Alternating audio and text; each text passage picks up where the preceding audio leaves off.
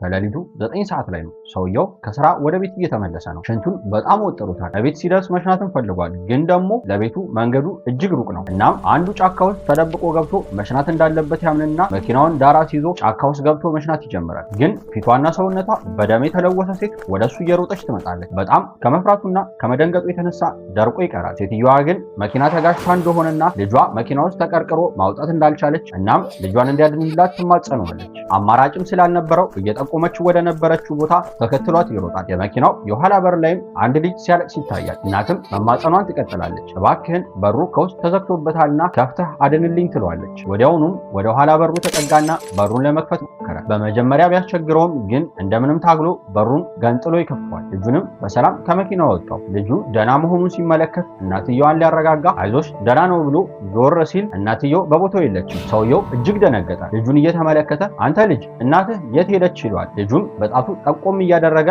ወደ መኪናው ያመለክተዋል። ወደ መኪናው ዞሮም ሲመለከት በሾፌር መቀመጫው ላይ አንዲት ሴት ተቀምጣለች። ምክንያቱም በመኪናው ውስጥ የተመለከታት ሴት ቀደም ብላ ያናገረችው ሴት ነበረች። እንዴት በዛ ፍጥነትና እሱ ሳይመለከታት እዛ መኪና ውስጥ ልትገባ እንደቻለች ተመለከተ። በሩን ከፍቶ ሲያያትም በህይወት የለችም። ታዲያ ያኔ ነበር የተገነዘበው እሷን ሳይሆን ያናገረው መንፈሷን ነበረ። እናቱ ከሞተች ሰዓታትን አልፈው ነበረ።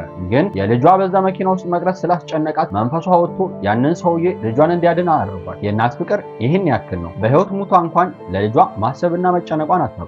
ይህንን ቪዲዮ እናታቸውን በጣም ለሚወዷቸው ሼር አድርጉላቸው።